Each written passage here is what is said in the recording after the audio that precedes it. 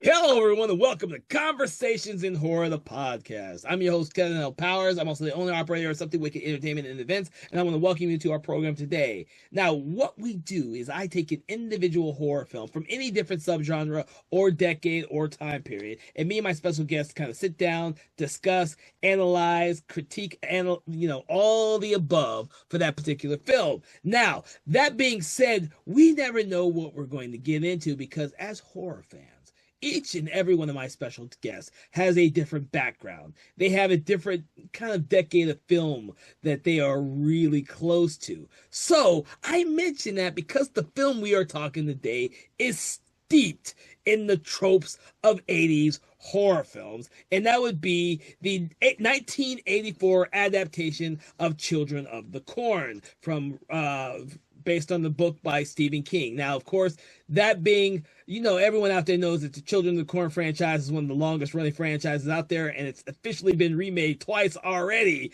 But we're going back to the original 84 version with Linda Hamilton and Peter Horton. And to discuss this film, I have brought on Mr. Philip Ray, who was not around when the movie came out. So it's going to be interesting to discuss this film. Thank you, Philip, for joining us on the program today. Thank you for having me. And I messed up. I thought we were doing the remake of Children of the Corn. The 2020 COVID. No, it, One day we will get around to the plethora of endless sequels. That this is like the franchise that won't die. You think it's dead for like 3 or 4 years, and then another random sequel just pops up out of nowhere. Uh, so it is funny because you think of I guess maybe because the concept, but you compare to other Stephen King adaptations that get remade, like Pet Sematary gets one every once in a while. Carrie gets one for the while and stuff. But it's like it's weird that Children of the Corn is one of those that keeps getting a remake or gets like a sequel and stuff. Yeah, I would say random sequels, because none of the sequels, like the second one, The Final Sacrifice, may have a little bit of connection to this one that we're talking about today. But for the most part, most of the other ones are kind of really self-contained. You might say there's a little connection with part 666 with Isaac's return, since Isaac is featured in this film. But for the most part, these films are the sequels are all self-contained, and I think they're relatively really really cheap to produce.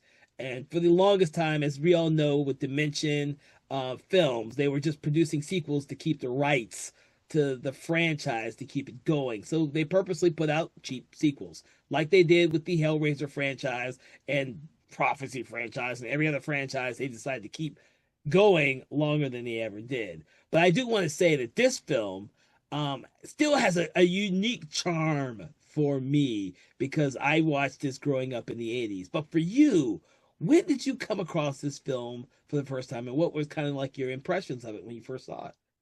So it's funny because with Children of Corn, I even though I was born way after this movie had already been out and stuff, there is enough of the Children's Corn mythos out there in pop culture, so I knew about it for a long time before I ended up seeing it. I actually finally sat down to watch it for this episode and stuff because I had heard of it and I knew about it, but I never got a chance to really sat down and watch it until a couple days ago to talk about it for this episode stuff because I've been wanting to watch it because again, it is a very popular. Again, it's I've heard about it so much. As for my thoughts, it was so interesting because I didn't know Linda Hamilton was in this. Are you a And little it's too so young? funny not knowing that because as soon as the movie starts, I'm like, oh my God, that's Linda Hamilton. And then knowing this came out the same year Terminator came out for her, I was like, dang, that was 1918. It's funny because I don't think it's so funny comparing the two of both those movies came out the same around the same year, but have A, tonal differences, and B, I mean, you just again, you talk about with the budget and stuff, again, it's like her role in this is so drastically different than what I would imagine Linda Hamilton would do and stuff. Because in this, she's essentially like mostly a damsel, which is funny because again, she would do Terminator, and that would be completely different to Well, her in the end and stuff. she was kind of a damsel in the first Terminator movie. It's not until the second one where she became a badass. Yeah. But it's like now I always associate her with being a badass. So seeing her in this, I was like, oh, okay then. So I have something for you, and anyone out there who has watched old movies as much as I haven't grown up in the '80s. So I've always saw Linda Hamilton as a badass because around the same time Children of the Corn, The Terminator was out. I also loved Linda Hamilton as a kid in Tag, the assassination game, which I know I did not watch when that originally came out, because that's the '82 movie. I had to look it up because I was like, saying that's the '80s, but I don't remember when it was. But that's the one where she is kind of a badass because she's the lead. I don't know if you know anything about tag. Not I do like the not. modern day tag. So they used to use the little guns to shoot people to play tag with, and they made a movie called Tag: The Assassination Game. Great movie. If you remember the '80s, and she was the lead in that one, and you kind of have this impression that she's this it girl from the '80s, who kind of died out a little bit until Terminator 2, and then after that she had Dante's Peak and some other movies, and then her career died down again a little bit. But I've always loved Linda Hamilton. I've always loved her in movies because I would watch this movie over and over and over, and Terminator, and Tag: The Assassination Game, and dude, I've even seen Dante's Peak more times than I ever should have seen that fucking movie because she's in it. Yeah, so that's where I come from with Linda Hamilton. But what did you think about the movie? I like it. It's so different. It was not what I was expecting, and just the overall like the flow of the movie was very interesting to me because it is low budget, definitely feels low budget. Some of the effects do not age well, mostly with, and it's funny because reading more about the backstory and stuff and finding out how much like was going to be in it, but they had to cut it because of budget stuff. It is like it's so interesting because again, it's just like and it's because I know the sequel, or I know like the remakes and stuff like do not do a good job and stuff, but it's like and they change stuff, but like I actually found a lot of this compelling. I found the leads with Linda Hamilton and uh, Peter Horton, so Bert and Vicky. I found those interesting characters, and then again with the additional with the kids and stuff as well. You can't have a Stephen King movie without one kid having some mystical powers and stuff. Who usually involves either some clairvoyance or whatever, because that's Stephen King's bread and butter at this point. But uh, the thing is, we'll go more to the story later, but definitely was not expecting the way the ending, because I know general basis about the story, but I was not expecting the ending to go like where it went and stuff. So that very was surprising. Uh, but yeah, no, but generally I was very surprised about the movie, and liking it. So I generally saw this probably around it when it came out. So I wanted to double check something. When did the second one come out? So the second, because I remember when the second one came out too at the theater. The second one came out 1992. So in '92, I only remember the second one coming out because my older sister saw that at the theater. I did not see that at the theater. I don't think yeah, I didn't see this one at the theater, but this one, like most Stephen King films in the '80s, were films that my mother absolutely made sure that she watched, and of course. When that happens, I'm watching it too. And this film was a lot of fun for me as a kid. It was never terrifying. It's supposed to be a horror film, but it was never horrifying to me, even as a kid. I don't know why that is. Maybe I had already watched way too many horror films at this point in my life, but it was never horrifying to me. I always No, thought it was I cool. would agree. It's a horror movie, but it's not really a horror movie and stuff. It's more it's a more supernatural than like a supernatural slasher, but it's not scary. It's not a scary movie. Because the thing is, though, other than the killing at the very beginning of the film, there's no one else who really dies. Because you think Isaac might die, but Isaac comes back for a few moments to have his little revenge on Malachi. So it's a movie filled with kids that's supposed to be suspenseful, but it was never gory or horrifying. Well, that's because, well, that's again because they had to cut down on money and stuff. Because, like, originally the dog, so the dog, when he gets killed, so in case people are wondering, does the dog die.com? Yes, a dog does die in this movie. That was going to be a lot more gorier and stuff. They were going to have the dog's head be found by Bert and Vicky. Dale, I don't even know how to pronounce his Dale. name. Dale, yeah, Dale. Dale was going to find the dog's head, like in the car, and stuff, but they cut that because of budget and stuff. And then originally, Vicky and Bert were going to find Dale's dead body, like stereotypical Children of Corn style. Like he was going to have his eyes gouged out and have corn stalks in it. But again, had to cut that for budget. So the reason this movie is not that gory is because of budget. It's because they literally could not afford it. Even Isaac's, like, when he's possessed at the end, he was supposed to be half skeleton. Like he was supposed to be way more maimed and stuff and be more demonic. But again, they had to cut it because of budget. So I that's think it why. worked better for the film overall. I think not being a gory film worked better for the film. So Yeah, I mean, it would I have liked to see a little bit more of a gory? Sure. I think that's something again like a remake and stuff with this story I would be totally okay with. At the same time, like you said, it didn't bother me too much about the fact that it was less gory. It reminded me of, for a modern day equivalent, it reminded me of like an A24 movie of like just something with a low budget and just doing stuff with a low budget that was like fine. Like, hmm.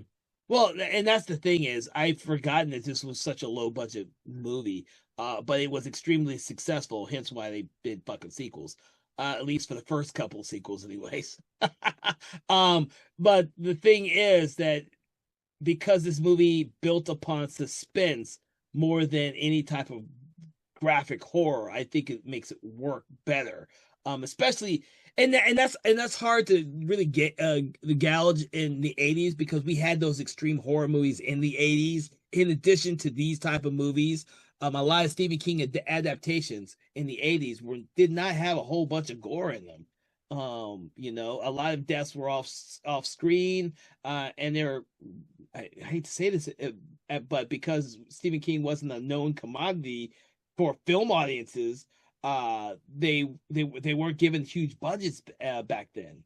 You know, no, I Gary. mean, that was one of the contention points because behind the scenes with this, originally Stephen King had written a draft of this and basically and Stephen King was not happy with the amount they offered and stuff. There's a lot back and forth. They also just didn't like King's script in general and stuff. They thought it was too dark and too moody, so they ended up having George Goldsmith rewrite it and stuff. And they ended up going with his version in the end and stuff. But yeah, originally it was Stephen King did have like a written theatrical version of it and stuff, but his asked for called for more of a budget, and it was who was produced New World Pictures. Well, it went to New World Pictures originally. Originally it was 20th Century Fox that was going to produce this, but they did not like the money amount that King was asking for, so they were like, no. And instead, it looks like they spent less than $1 million producing the movie. Yeah, which is funny because it was a $3 million budget, but like, I'm not sure it doesn't say. I'm not sure how much King himself originally wanted the budget to be, but it definitely was. King was not happy with the budget they were offering, so he's like, "No, I don't want to do this." Well, I mean, and that could be part of the reasons why he stopped being involved in these films that were based on his short stories as opposed to the ones that were based on his actual novels. This did start a trend of just about way too many Stephen King adaptations coming out in the mid to late 80s into the 90s.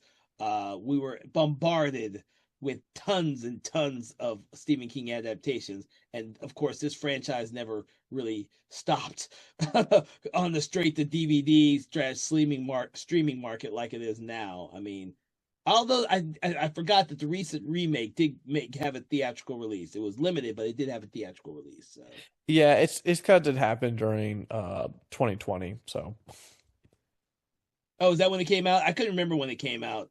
Uh, yeah, it came out 2020. It came out um oh okay. It actually correction. It was a Shutter thing. That makes sense.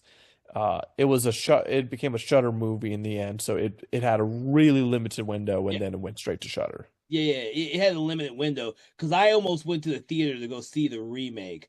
Um, and then I didn't go. I didn't make it there, so I kept thinking it only played like 1 week and then kind of disappeared.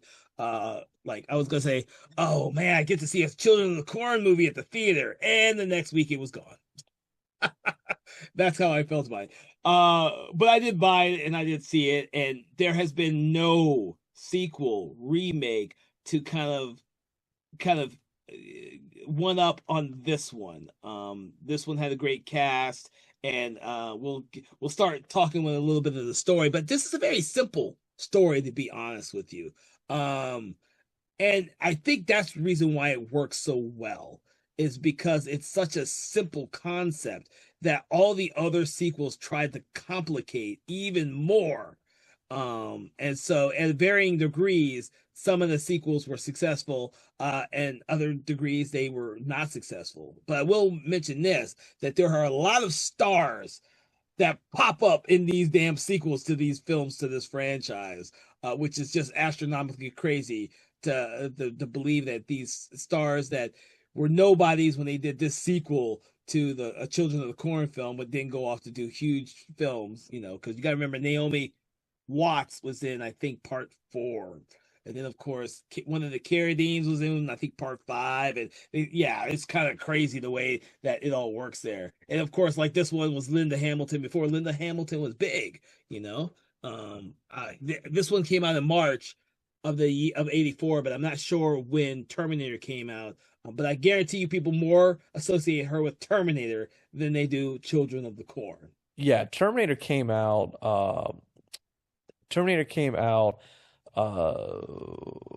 October. So Oh, it okay. was yeah, so it was later that year and stuff. Yeah, so I did not see Terminator when it first came out.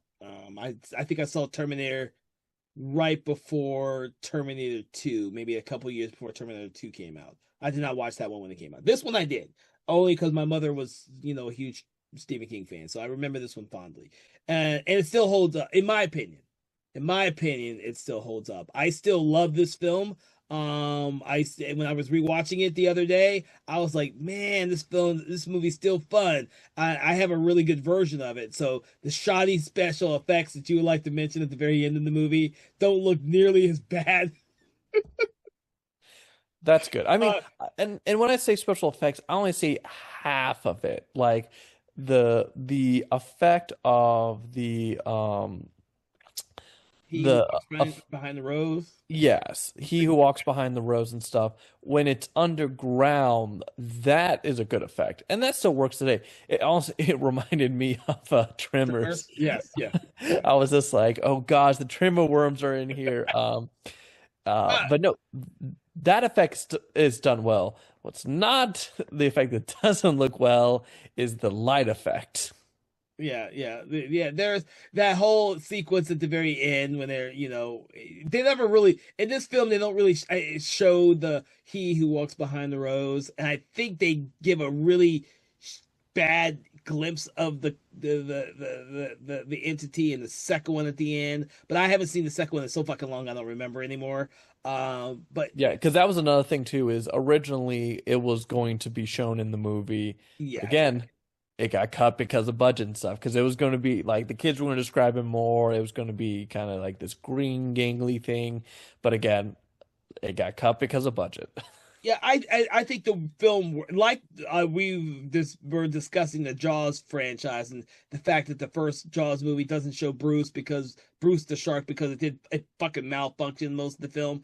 I'm actually glad that we don't really see he who walks behind the rose, because I like the concept of him being or it being something underground.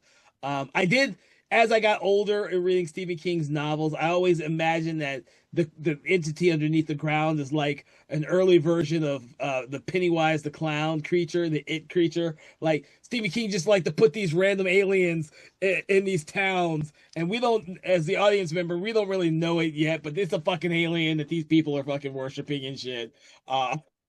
So I've always imagined that growing up after seeing so many of reading Stephen King's novels. I just kind of imagine that, because honestly, I've read the short story this is based on. I don't remember it because it's been like decades since I've read it. I've never gone back to reread it. The movies just do their own fucking thing because the story's so short to begin with. There's a lot to play with the concept, and because I think that this concept is so simple or simplified, each of the sequels just kind of ran with their own thing. Yeah, So no, I agree that like I think I've said this before in other episodes, less is sometimes better. yeah, And I agree. I think the fact them not really showing the creature fully, I think is better because it leaves you kind of wondering what it is. And there's a moment kind of like because there's a point where, to me, my when I was watching it, it did feel like it was like some type of either devil or evil god or something. Because at the end when they're burning, when things are burning and stuff, and you see it a little bit in the clouds, a little bit making a yeah. face and stuff like, um, which again, like that was. We're gonna be jumping out of order now, but I'm just gonna go ahead and talk about it. Go ahead. Holy crap. I will tell you again, this is someone who was not familiar. I did not read the short story beforehand and stuff. Like the entire time this movie's going on in my brain, I'm like, okay, we're going to find out that, oh, the Isaac was just zealous and wasn't actually being truthful and stuff because they keep getting like commentary from we keep getting commentary from Job. the uh Job from Job and stuff that he's like, yeah, Isaac was kind of weird when he came in and stuff. I don't like him, blah blah blah. So I was expecting this to be a thing where, he was wrong and stuff. So when the moment happens where it's like, oh no, Isaac was right, floored me the first time watching this. I was not expecting that because I was ready for the reveal of it being like because again, a big thing with Bert throughout the movie is he's like lecturing like the kids and stuff of like, are you really going to follow this? This seems really messed up. He Yeah. has a big lecture at the end when he's fighting Malachi and stuff about it and stuff. So I was fully expecting Isaac to be the lie reveal with it. So when he wasn't, I was like, oh, this became a whole different movie. It was a great reveal for me for a first time, not knowing that. So, growing up with the film, a lot of what Bert said was above my head. So, and it's been a while since I've seen it, so forgive me. And I have a really good copy of it now. It's just been sitting on my shelf until now, so I could actually watch it. So, rewatching it for the podcast, I kind of actually paid attention to a lot of what Bert says in the movie. That he plays off as the more atheist character who doesn't believe in this whole religious overzealousness that these kids have fallen into. And when he's saying all this stuff, it really does something for me because he also, when you're watching the movie, has a problem with commitment. Like, Linda Hamilton's Vicky wants him to commit to her.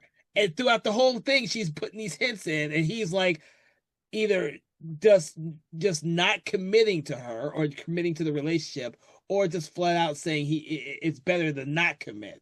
Until the very end, of course, when he has to commit because they're survivors and they take these two kids under their wings.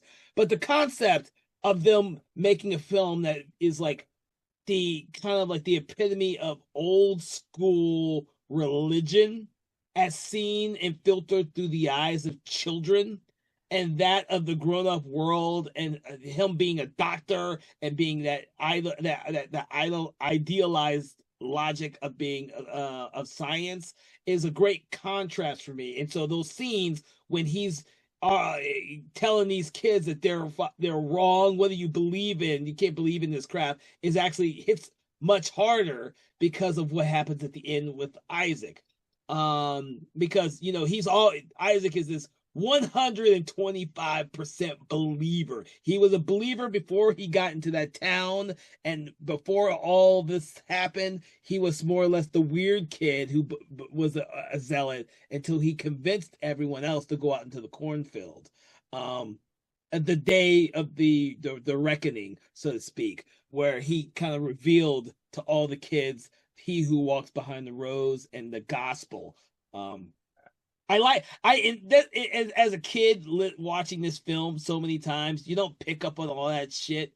You watch it because it's entertaining, and the fact that the main characters are all kids. Like you have two adults and everyone else is kids, other than R.G. Armstrong, but he's only in the film for a very limited amount of time. Yeah, so it's funny because I picked some of this up during the movie and stuff. Again, a lot of stuff with Bert and stuff, but it's behind the scenes. Uh, so Goldsmith, the metaphor with the movie was for him was the Iranian Revolution at the time, was basically he was using this movie to kind of talk about the religious zealots during the Iranian Revolution and stuff, and how far people will take it, Hmm. uh, will blindly follow stuff, even if it means like, oh, we're gonna kill your kid, we're gonna kill your parents and stuff, and all the kids being like, okay, yeah, and it's just like again the belief, hey, you hit a certain age, you gotta axe yourself, you're gonna die and stuff. Um, and then again, like, and then Bert coming in and again having the lecture with the kids, which is a good little thing at the end where he's like, what kind of religion is filled with hate and stuff? Like, what Yeah. type of thing that makes you want to do all this stuff and you agreeingly die and stuff? That's not religion. That's not how God should be and stuff. So there's a lot of like, obviously, there's a lot of religious undertone, but there's a lot, and it's really interesting to know that that was the inspiration of it a little bit, because I know I read the short story after, and there is some of that in there, but I think it really is hammered home a little bit here with the movie, with Bert being again a lot more of a lecturing, like, no, this is you're taking this and you're twisting it in the worst way. Yeah. That and he actually says that they're taking bits and pieces from the Bible and twisting it.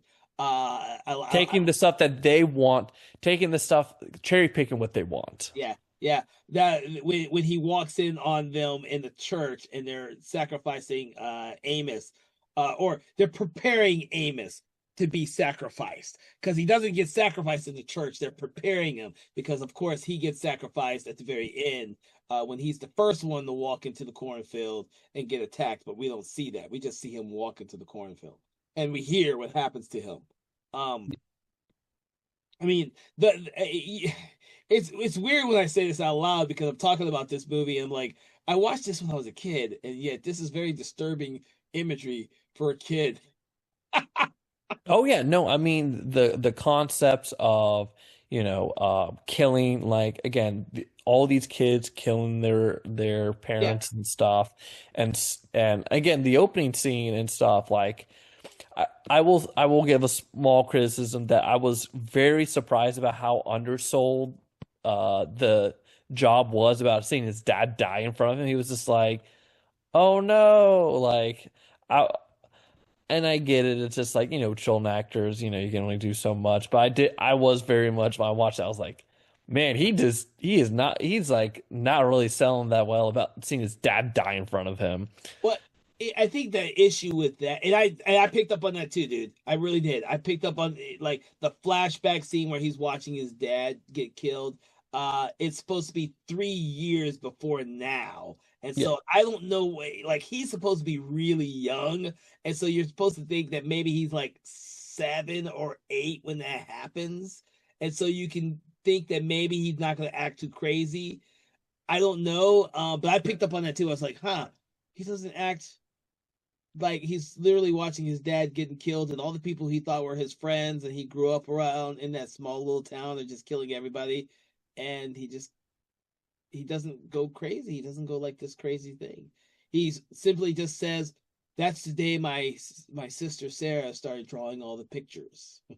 Yeah. And it Uh, was just like that. And it was like, because with Sarah and stuff, I understood like again, she's a clairvoyant and all of that and stuff, but Job was very interesting in the story because he serves as the narrator and stuff and mhm. to kind of help uh get kind of give the backstory stuff, which I know they're not in the original, at least Job's not in the original. And I did actually like their role in the story to kind of help be the narration a little bit to give a little backstory, but also to help better get Bert and Vicky into the story about what's going on and stuff. I thought they were done very well. I did find but at the end I did he made me laugh when he was out there for the third act because Bert's like, "Get out of there!" And Job's like, "No," but he doesn't say no. He just stays there, and Bert's is like, "Okay, I guess help me."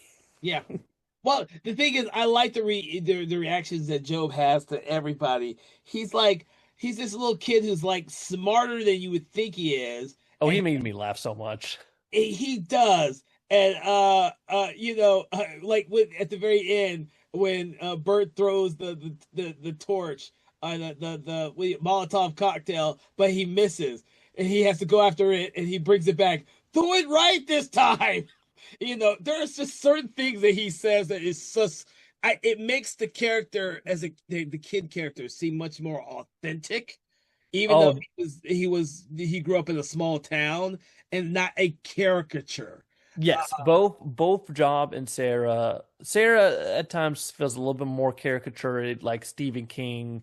I've got visions and stuff, but no, you're correct. There was a moment that made me really laugh with Bert and Job when they're in the cellar and he's getting patched up and they're talking about oh, we need to go to the cornfield and stuff. And he was like, and Bert's like, show me. And Sarah's like, oh, I'll show you. And Job's like, oh, I'll show you. Like they got more and more excited. And it just made me laugh because they were just like, yeah, they were like you were saying, they felt authentic. They were acting like kids. Like even the small moment, like it's a small moment that normally you could just cut out and it wouldn't mean anything. But the small moment where Job and Sarah are playing in their room before Malachi Yeah, comes in and finds them and stuff, the way they were acting, they were playing Monopoly, felt so much yeah, like no, kids yeah, playing yeah. because both of them tried to trick each other, being like, "Oh, I landed here," and it's like, "No, you didn't." And then Sarah Thornback is like, "Oh, that'll be $13 million." No, actually, he's at this much. Yeah, no, I really like it. And that's the thing why I still love this movie is I think that the relationship between those two characters and the relationship between Vicky and Bert are much more authentic because they gave Bert and Vicky this kind of underlying tension because she wants a commitment, like she's traveling with him to this new place hoping for a solid commitment. But he's not really giving her what she wants. So it's this underlying tension the whole time.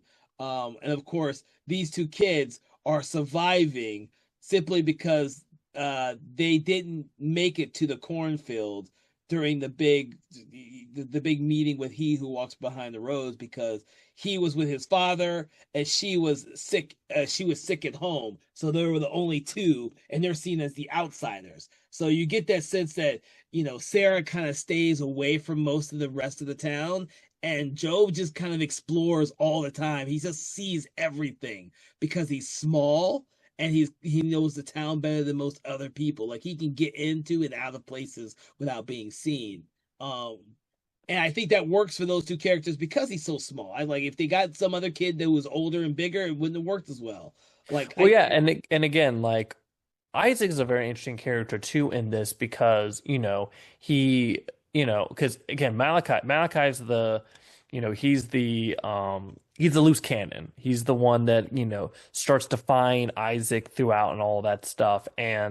Uh And so Malachi's just like, why are we keeping, these two non-believers alive and stuff? They're breaking all the rules. And Isaac's like, no, she has a gift.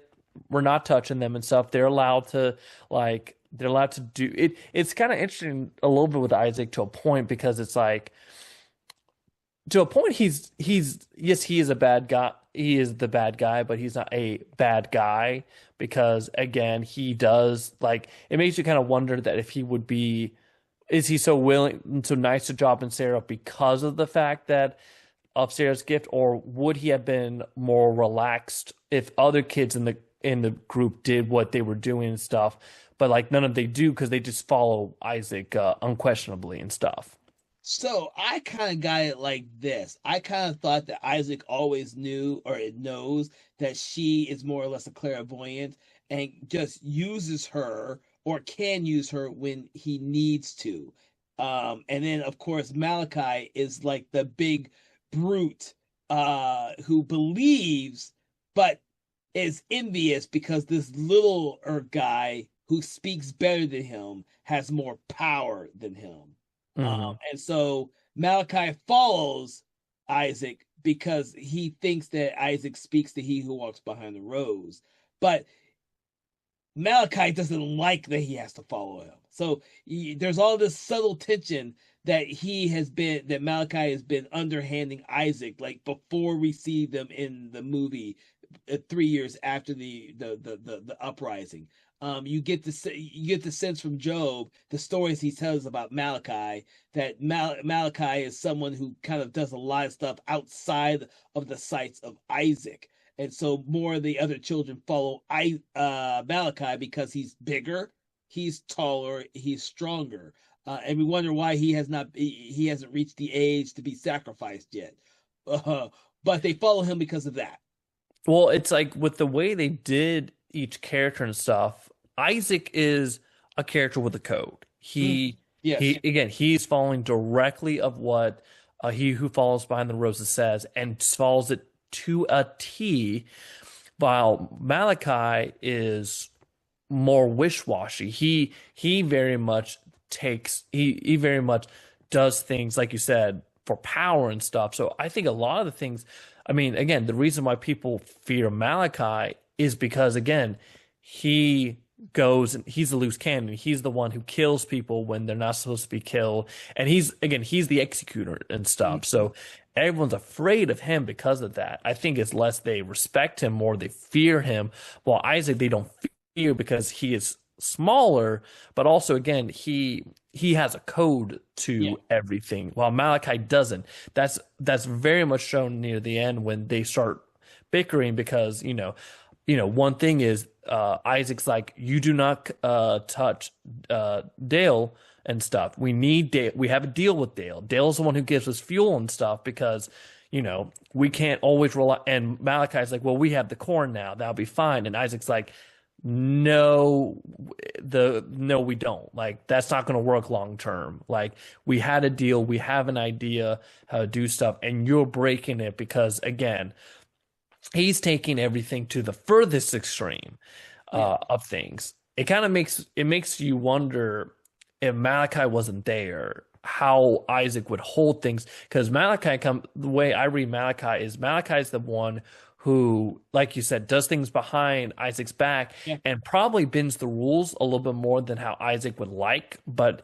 because he's his enforcer, he kind of lets it Yeah. go until Malachi's like, no, I'm fully taken over now and stuff. I've done enough to sow the seeds of discontent and stuff because no one's going to betray me because they know I'll kill them Yeah. versus Isaac, who is again just the figurehead. He is just the preacher. He doesn't dirty his hands and stuff. No, no, no. You get that sense that Isaac may have never killed anybody. He's had No. other people killed for him and in his name, or in the name of he who walks behind the rose. Yeah. Uh, but yeah, Malachi has definitely killed people, and he relishes in it, and he loves to do it. And he has no problems in doing it. That is a huge difference between these two characters. Yeah. Follows it because he truly believes it. Malachi follows it because it helps him with the power. It helps him with his bloodlust and stuff. So, uh, another thing I want to talk about in this film is the fact that this he who walks behind the rose, which I still can't believe that that is the concept behind the actual the monster in the film. I do like some of the aspects of this whatever this creature does because I like the fact that there are those certain instances early in the film where he parts the cornfield. He parts the film when the first guy, what's his name, Joseph, I think it's Joseph, gets killed. Yeah. Joseph. I kind of get the impression that before then, I don't know if any of the kids know that he who walks behind the rose can part the cornfields. It seems like something that the creature does whenever no one else is around. So it seemed like when it happened with Joseph, Joseph was completely shocked that it happened. So it's like something that in the 3 years that they've been following behind Malachi and Isaac, that it's never happened before. But we see it a lot in this movie, especially when it happens in front of Bert. Bert, it happens in front of Bert, and instead of Bert following through by going deeper into the corn, he steps out to go back to Vicky.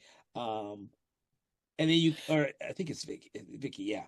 Then Yep. you kind of get this impression that is he who walks around the rows trying to tempt Bert, or is he trying to help Bert, or is it just like we don't know yet? I don't know what your thoughts are on that, but I always want to bring that up because other than that, we only see the creature when it's underground and it's moving until the very, very end. So It is very interesting because to a point it's like it is a deity you don't know all the rules to and stuff because again like at the end and stuff when it basically possesses Isaac to kill Malachi for defying it and stuff like it's it was interesting because yeah I think with the beginning of it parting and stuff I think that is gives a little bit of a hint too to the like when I saw it, I had to really look at it to be like, oh, like because when I first watched it, I didn't think anything of it. I didn't even think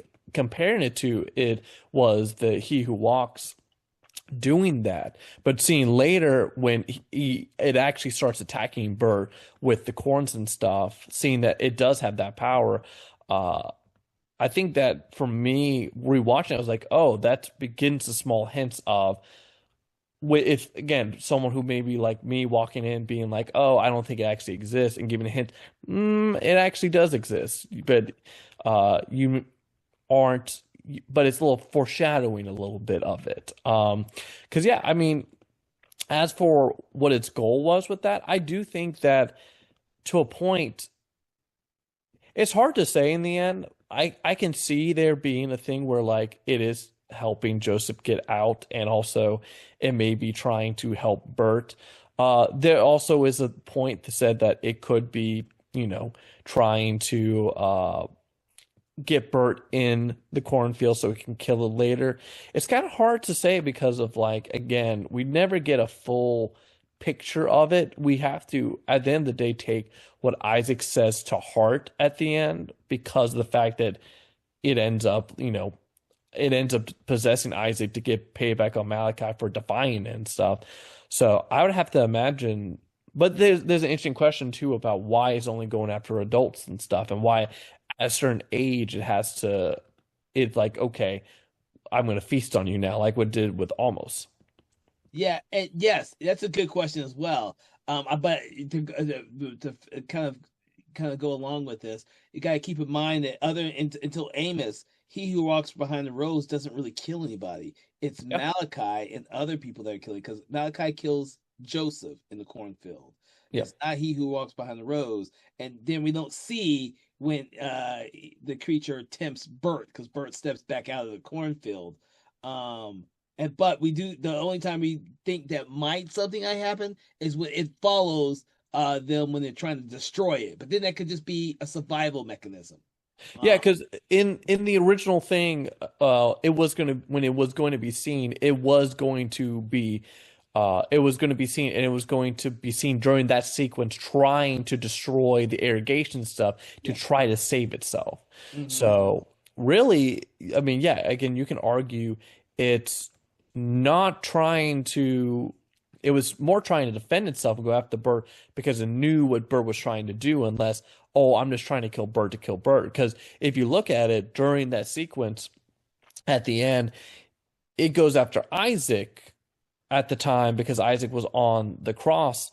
But all it does is end up possessing him to so he could kill Malachi, and then it eats almost. But after that, it doesn't do anything after that. Like what it reminded me a little bit of, it reminded me of Pennywise, of the sense of like it may have a quota that it wants to feast on and stuff, and it reminds me actually a lot about Pennywise of like it is probably trying to take advantage of the kids to a point and trying to, use them to help it eat, but it only is eating a certain number because they say again they need two. It's a two They need two group of two, and sacrifices. that's all they're trying to do. So it's not like it's endlessly feeding. It's kind of like Pennywise of it just wants to get a certain number, and then it's fine for a while. Because you see that when they're doing the ritual with almost and stuff, and we're seeing the birthday list of, Oh yeah. and it's not a high number. It's I think with the birthday list, at most sometimes they were like groups of three, but other than that, it's not like bunch. No, it's only been 3 years, so Yeah. uh I would suspect that there's not that many people yet that have reached the age of them having to be sacrificed. I actually kind of didn't mind that aspect of the film because I thought that made it much more interesting that they want to keep the age below the age of adulthood in the town. Of course, eventually that will uh die itself out because everyone will eventually grow up and there'll be no more kids left to do anything. So Well, the thing with that is, and I'm glad they changed it because I know in the short story the age was 19 and then it changed to 18. But also the idea is that they are to populate amongst themselves and stuff. That actually was going to be referenced a little bit in the story. There were cut scenes of some pregnant kids in the camp and stuff that they cut because the implication is they're having to, because yes, you're right. I mean, eventually it's a finite number. They will eventually run out. So that's the idea is that they repopulate amongst themselves before they hit 19 in the original story, yeah, but 18 in this. that was 19 in the movie too. I could be wrong about that one though. It's 19 in it's 18 in the movie. Mm. So when they turn 18 in the movie is when they kill him versus in the short story where it's 19. Okay. Which is weird in the short story because yeah, you would think 18 makes the most sense of like, yeah, that's when you grow up. That's the age you're considered an adult. So it's kind of weird that they consider it 19. Stephen King did 19 in his short story and stuff. It'll be interesting if I ever go back and revisit this one. I have not gone back to revisit the book in a long time. But the short story collections, the Night Shift and the other one from that era, uh, I generally remember really loving the short stories and Night Shift and I can't remember the other one that he did back then. It's been so long. I need to revisit those instead of keeping read all King's newer stories and books. Um, Especially considering they're still making these fucking movies. But thankfully, the most recent remake for 2020 did not borrow a whole lot from this movie, but the 2009 remake did.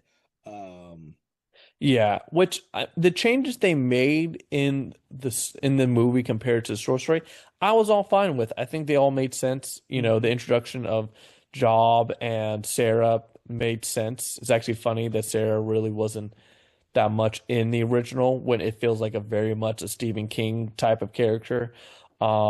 I'm fine with them changing how long the community's been going out because it was 12 in the short story and it's three in the movie.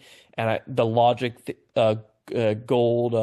Goldsmith had made sense of like it being 12 years is kind of hard to believe no one would have picked up. And also like how based on the way they established this community and stuff, how they're able to survive 12 years of that. Because you're right, again, it's like eventually, unless they repopulate it amongst themselves, but even then, eventually you're going to run out of people. Yeah. Uh, so it being three makes sense. And then I'm also okay with the lighter ending, because where, Vicky and Bert survive versus the short story where they die. Yeah, I remember in the 2009 remake, I think the man dies at the end. I think Did they both die? I see. I believe they both die. Yeah, there was something about the way the 2009 remake ended that just didn't sit well with me, and so I've never revisited that one. I've generally seen. Yeah, they both die in the 2009 remake. So I the first six of these I've seen multiple times. Anyone after 666, I've never seen more than the one time I saw it. It's they've just after that one they just were not worth me going back and rewatching them. Uh, that being said, that this one and is an anomaly because I still think even after all this time, this movie still holds up extremely well compared to some of the other films in this franchise. I just think that the kind of the magic of the performances between the Job and Sarah and between Vicky and Bert are just something that just are compelling for me. And still compelling. I think that it was handled real well, even though the director I'm not familiar with. I wish I could say I was familiar with the director, but when I looked them up again, the name, I was like, yeah, I'm not familiar with the director for this movie. He did not Fritz have a lot of Kirsch. Yeah, he did not have a lot of movies. His last movie was The Hunt and Surveillance in 2006. Uh, yeah, he did not have a lot of movies. It's funny because again, what ifs? Sam Raimi was originally talked to direct this movie, and it ended up not going to him because he wanted more money. Like he wanted a bigger budget for the project, and they were like, "Nope." And so he bowed out of it and stuff before they went with Kirscher. Um, but yeah, no, it is funny because like yeah, after Children of the Corn, he didn't really have a lot of movies after that. He didn't So have a long career. I grew up watching Tough Turf as a kid and watching Into the Sun. And the rest of his movies, I have don't remember anything, not at all. And yeah, those movies had, James Spader and Anthony Michael Hall and Michael Paré. And of course, those were 80s. And I guess Into the Sun came out in 91, which is kind of hard to believe that's that old, that wasn't the 80s movies too. But those are the only ones of his that I have actually said that I have seen. And I grew up watching. I don't remember anything else he did. Oh Jesus! I've seen his other movies. I like we're looking at it now, and I saw Gore in the 80s. I saw Fatal Charm. But I never went back to rewatch those movies. Which is why his name is just not higher on my list. But then again, in the 80s, we had the Stephen King adaptations had a lot of different directors behind them, and the quality of the movies is probably what prompted Stephen King himself to direct Maximum Overdrive. And then, of course, after he did it, he realized that was a mistake and never did it again. Despite the fact, Mr. King, as we've said on this program before, when we did Maximum Overdrive, that's one hell of a fun movie, regardless of the chaos that you had to endure to make it. So Oh we yeah, and King very famously did not hated the script for this. yeah, yeah. He hated the script. There was a basically Goldsmith script. King said that Goldsmith was the hack and he didn't understand the horror genre at all. And Goldsmith was like, "Well, your thing was boring and it felt like it did not translate well to film." And it's funny because one thing that affected the budget with this is Stephen King's like, okay, if you're going to make any reference to me, because this is again advertised as Stephen King's Children of the Corn, Yep. Stephen King's like, all right, you taking my script. I need a good chunk of royalties off this. Uh, and he asked for a big amount, and so that affected the budget a lot, actually. A lot of the things I've referenced in this episode about things that got cut, half of that happened because of Stephen King, because Stephen King asked for a bunch of money for royalties, and that cut the budget down, so they had to start making cuts of stuff they couldn't afford to do anymore because they had to pay Stephen King. But yeah, no, but there was agreement with that too, where Stephen King's like, you can't talk smack about the movie. So when people interviewed Stephen King about the movie, he was like, we'll see what happens. Like he was very much cagey about, like, he didn't badmouth it because that was agreement of, we're going to give you a bunch of money, you're going to not badmouth us, but he definitely was like, yeah, he was like, we'll see what happens. I kind of wonder what he thinks of all the random sequels that have been made and why the legacy of this franchise is still going after 40 plus 40 plus years. Oh yeah, I mean, who knows? I mean, at that point, it's kind of like how Stephen King feels about like the sequels to Carrie and stuff. Like he probably just, I have to imagine he had to just stop caring after a point. Well, yeah, yeah. I mean, but I don't know him personally. I wish I could meet him. I'd go up to Maine and say, "Hey, your films and your books were a huge chunk of my growing up in the '80s, all because of my mother. Your shit was a huge like influence on me in the '80s, and so." I would like to say, you did a lot for independent filmmakers with his whole Dollar Babies thing. If you're not familiar with the concept of King's Dollar Babies thing, I'm not going to explain the whole thing out there, but just know that he was a big proponent for young filmmakers, by allowing them to make versions of his short stories only, by sending him $1 to get the right to just do one of his short stories, but they couldn't make any money off of it. So you can make all these student films and film festival films based on his works. And he was fostering this huge world of independent filmmakers creating stuff from some of his well-known short films. Stephen King, unfortunately, I mean, Children of the Corn was already owned by the company, so you cannot do that one. But a lot of the other stories have been made a plethora of times. Rainy Season has been amazingly done by lots of different people out there as well. This one seems like it would be great as a Dollar Baby to see how other people attacked the subject matter. But since the rights and whoever owns the rights will not let this franchise die, we probably will never see it. No, it's under New World Pictures.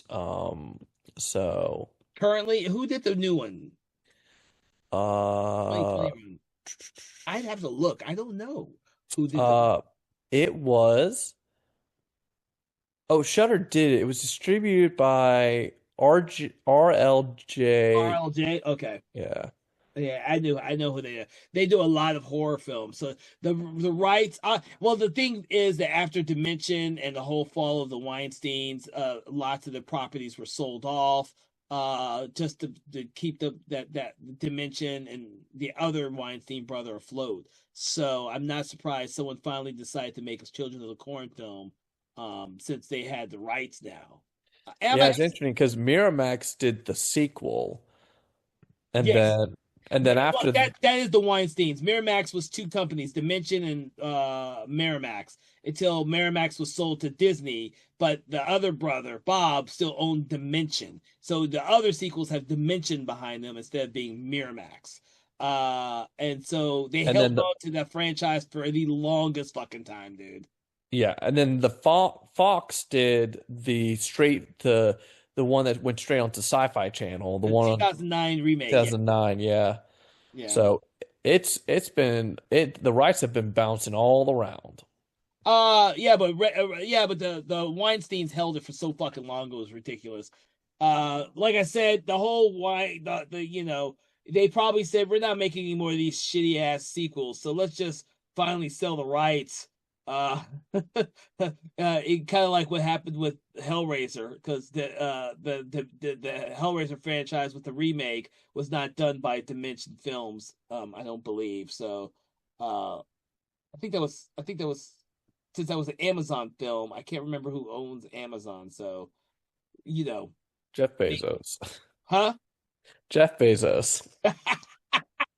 Yes, yeah, we know he owns it. Oh shit! But the thing is, we'll see some more of these out there because once someone has that IP, they're not gonna let it go back to Stephen King. It's kind of crazy. Hellraiser will probably never go back to Clive Barker ever. It'll just keep bouncing back between companies, buying it off other companies, and keep making that shit. And Children of the Corn will do the same thing. And at this point, I don't even know if Stephen King even cares, because this is a short little story that has spawned what? How many? Fucking six, seven, like 10 sequels. Like, can you imagine that? Like, you wrote a short story, and there have been 10 versions of the goddamn short story out there, and all you do is cast a residual check from it. That's got to be the craziest thing I've ever heard of. I don't think any other franchise can claim that. I don't think so. No, I mean, I think he's I think Stephen King has just kind of like just I mean, at this point, like I think he has mellowed out in his older age and stuff, so he probably is just like, yeah, that's cool. You do whatever. I think so as well. I think so as well. He's not doing cameos in a lot of these movies being made based on his works anymore, and a lot of them aren't even, with the exception of the ones that I think premiere on Netflix. A lot of the newer ones don't get the accolades they deserve anymore, except for like Warner Brothers with the Yeah.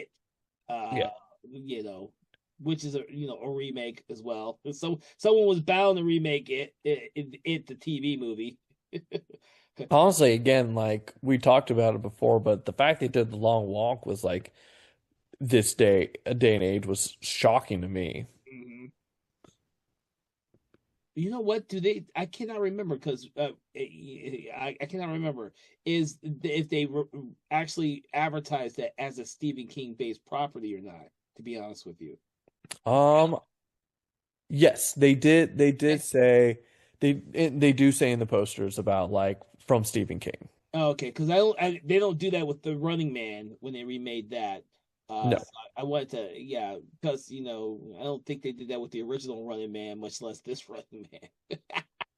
no, because I think it's because it feels doesn't feel very Running Man. I mean, I'm sorry, it doesn't feel very Stephen King like. No, no. Oh shit. But I do want to I would say that with this film, and this is such I have a different experience with this than you did because I grew up with this fucking movie. And this became a rewatch, at least a few times every decade up until maybe the 2010s. I don't think like I literally don't think I've seen this movie in at least a decade. Um and I didn't really need to. I'd seen it so many times growing up. I just never went back to rewatch it. So rewatching it now, I saw some things in it that I didn't see as a kid. So I really enjoyed rewatching the film and re-experiencing it. Despite the fact that, I used to think that the shoddy special effects at the end were shoddy until rewatching it. I was like, you know what? It doesn't look nearly as bad in this cleaned up Blu-ray version I'm watching now. It looks pretty decent considering that I've only ever watched it on like the VHS or TV version. Oh my God. But I know you, on the other hand, who just watched it, I'm always curious to see how you younger generation people watching it for the very first time now kind of gets taken in or not taken in by the fact that this is an 80s movie with these really 80s aesthetics to it. And these actors that you have seen now who are much older, but in this film were really young because you didn't grow up with it. So, Yeah. but No, again, I was pleasantly surprised about how much I ended up enjoying it and stuff because we didn't talk about it much, but Bern and Vicky again, I really enjoyed both of them. I thought They both were well acted.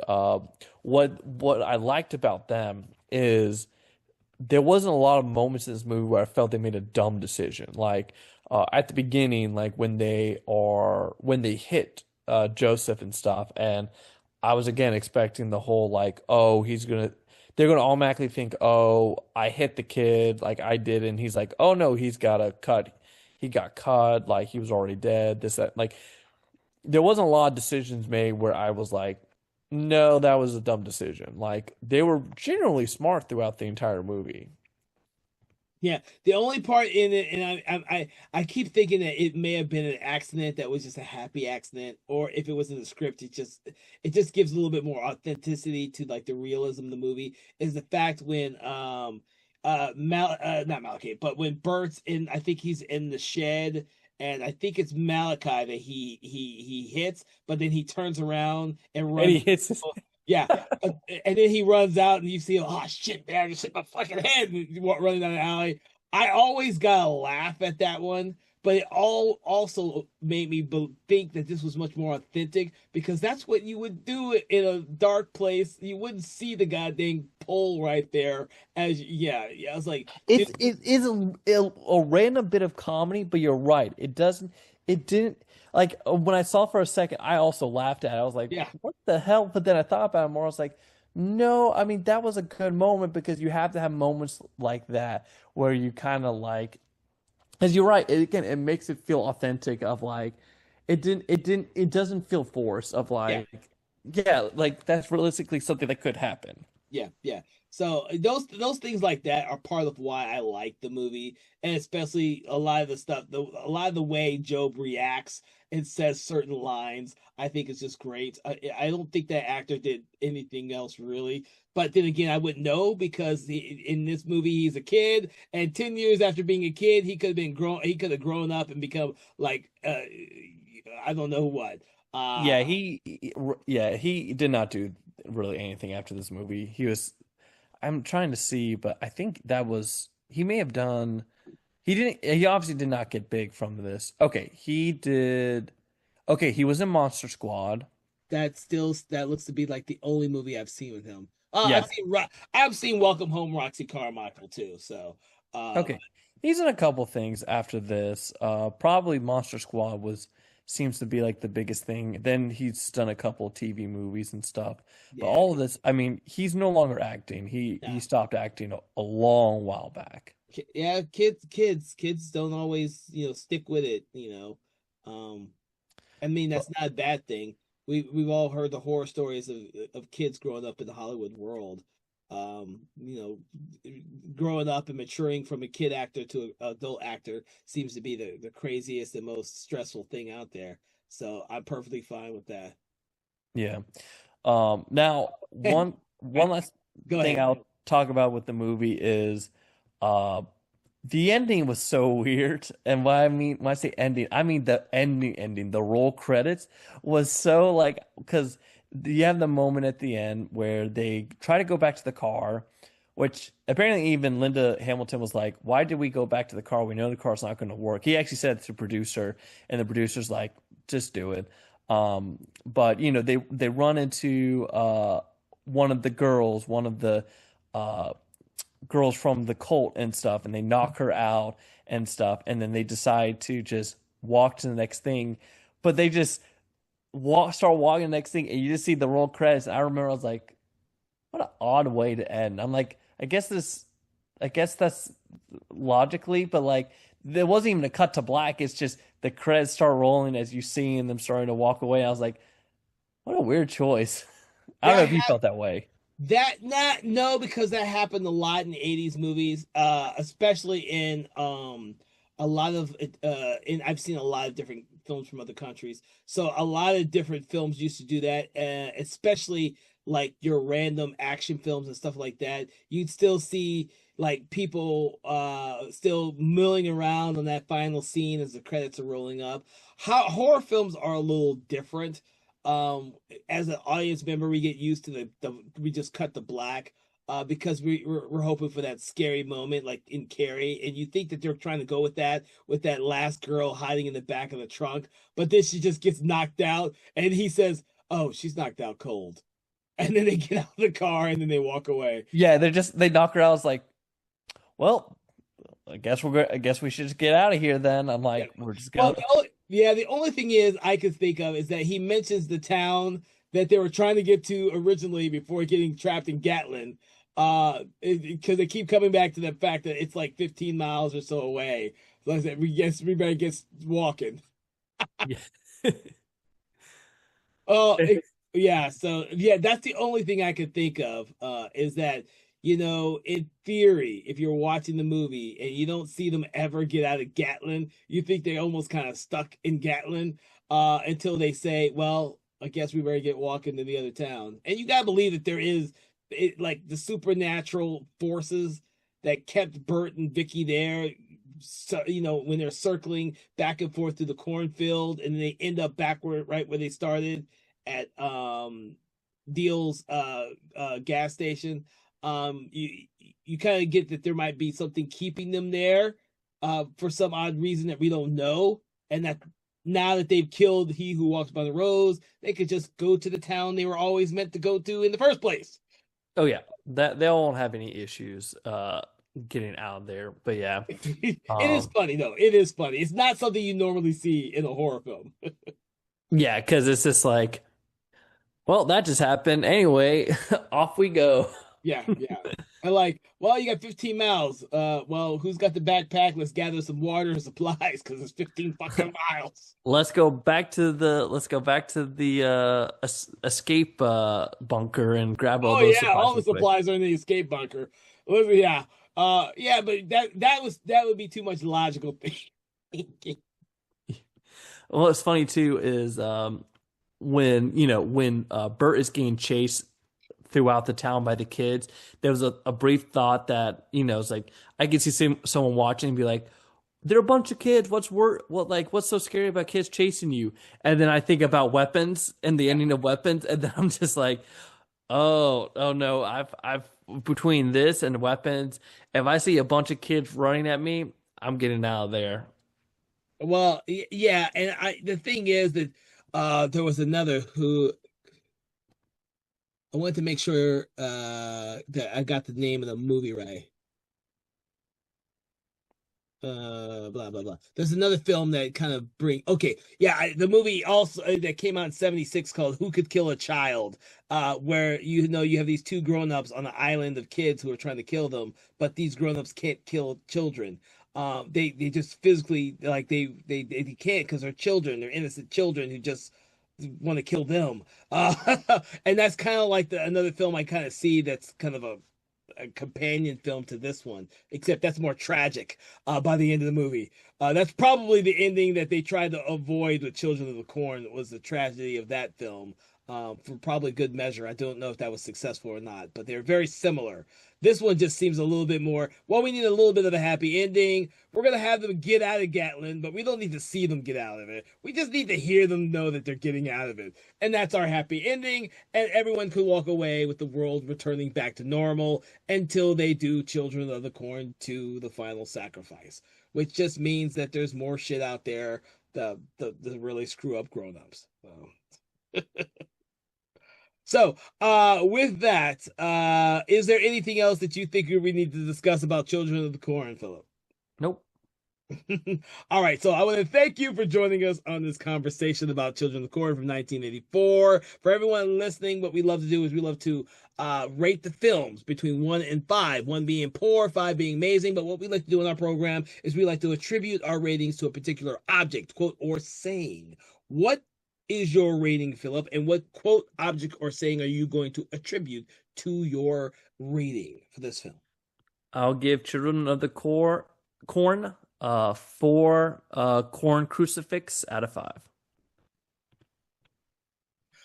That's a good one. That if I was thinking of that, I would have thought about that one as myself.